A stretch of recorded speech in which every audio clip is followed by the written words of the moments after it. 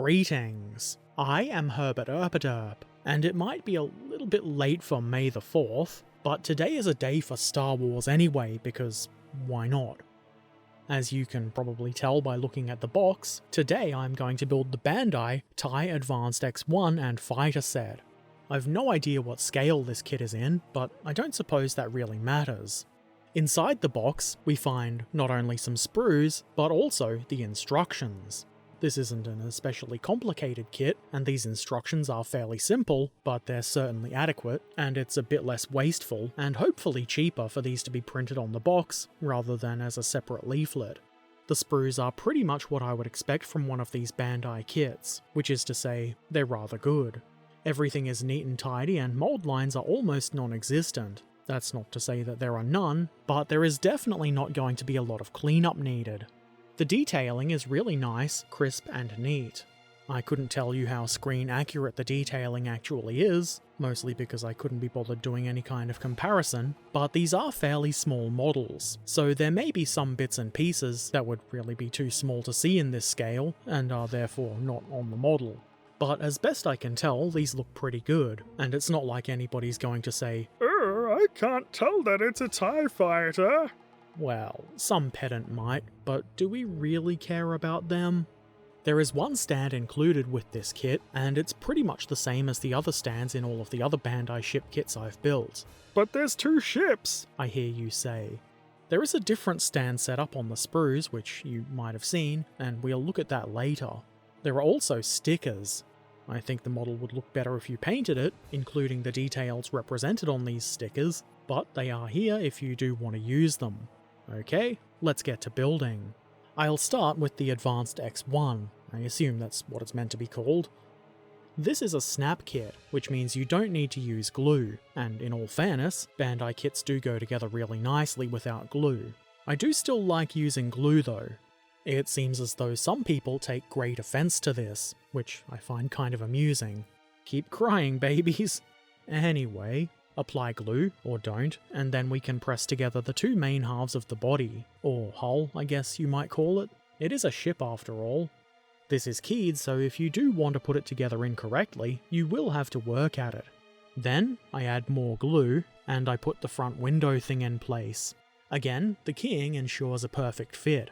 This part, and the following one, and also the previous one really, look very similar to the parts for the other TIE fighter. I'm not sure if they're exactly the same though, so I would suggest being careful to use the correct parts. Next, I add this little round thing, which I'm guessing is a hatch for the pilot to get in, and probably also out. The bottom of the hull goes on next. This one has a hole for the display stand. That's how you'll know you've got the right part here. You could also reference the instructions. Yes, you certainly could do that, and you probably should.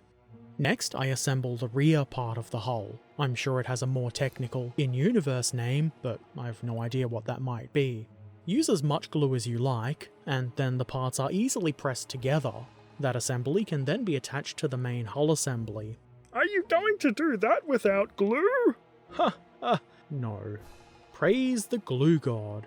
This assembly is going to stay together forever. At the rear, I attach this little thing, which I guess are just some detaily, greebly bits, or maybe it's an engine doodad. Whatever it is, it looks much better with the part in place than it does without. The final step is to add these solar panel things? Wings? Big side panel doodads? Clearly I've no idea what these are meant to be called.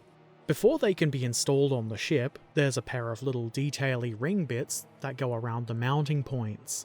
These go into place with no issue, as long as you're using the correct part. You may or may not be shocked to learn that the next thing to do is connect those onto the main part of the fighter. The keying, as always, will make sure that you don't put these on backwards, or on the wrong side or anything else. Though there is just enough play here that you may be able to mount them slightly out of alignment, so try to get them on as straight as you can. Once you've got them on nice and straight, glue will make sure they stay that way. The good old standard classic TIE fighter comes next. What a surprise! Quiet you. The main part of this goes together pretty much exactly the same way as the other one.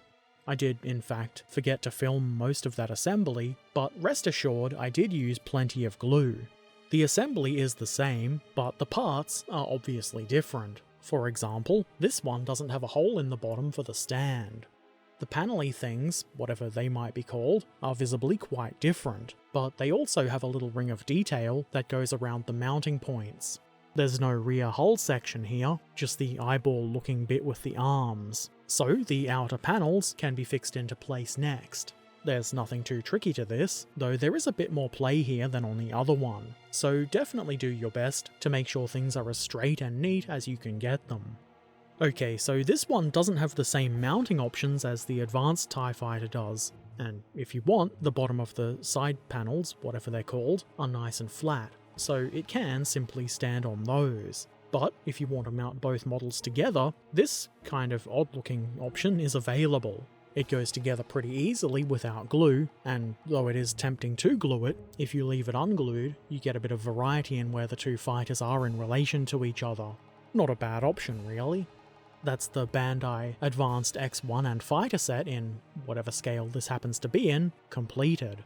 I think it's a really nice kit. It was simple, quick, and fun to build, which is pretty much exactly what I wanted from it. That, and a nice little pair of Star Wars ships.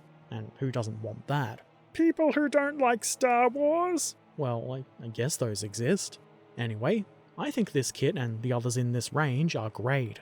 They're not too big, so they would make really good decorations if you've got a desk at work or whatever, and they're not too much of a big task if you want to paint them up nicely, and if you don't want to paint them at all, you can use the stickers that they come with, and if that's enough for you, that's fine. Though I do think they would look much better with an actual paint job.